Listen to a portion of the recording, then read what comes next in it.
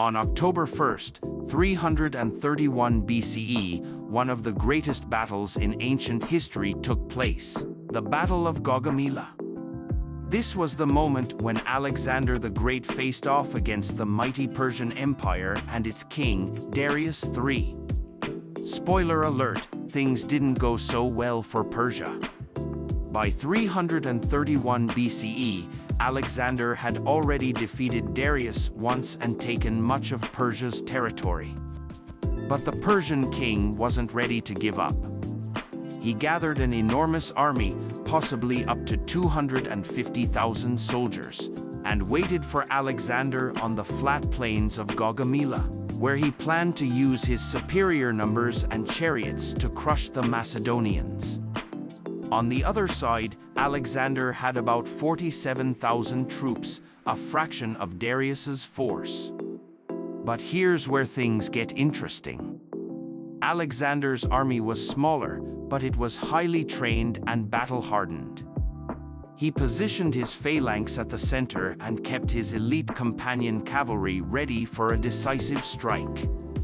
Darius opened the battle by sending in his scythed chariots to break through Alexander's ranks. But Alexander's troops had a trick up their sleeves. They parted their lines just as the chariots approached, letting them pass harmlessly through before taking them down. And then came Alexander's genius move. While the Persian army focused on his phalanx, Alexander spotted a weak point in Darius's defenses. Leading his companion cavalry, he charged straight at the Persian king himself. Seeing Alexander charging at him, Darius panicked and fled the battlefield, leaving his army in disarray. Without their leader, the Persian forces quickly crumbled, and what was supposed to be their overwhelming advantage turned into a complete rout. This victory at Gaugamela sealed the fate of the Achaemenid Empire.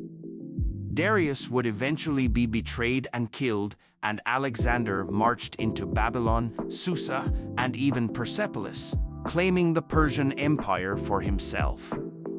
From this point on, Alexander was the undisputed ruler of one of the largest empires in history. The Battle of Gaugamela wasn't just a victory for Alexander, it was a military masterclass. Despite being outnumbered, his brilliant strategy, discipline, and leadership changed the course of history.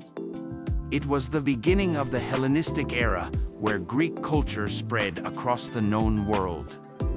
So, next time you hear the name Alexander the Great, remember, it wasn't just about the battles he fought, but the way he fought them.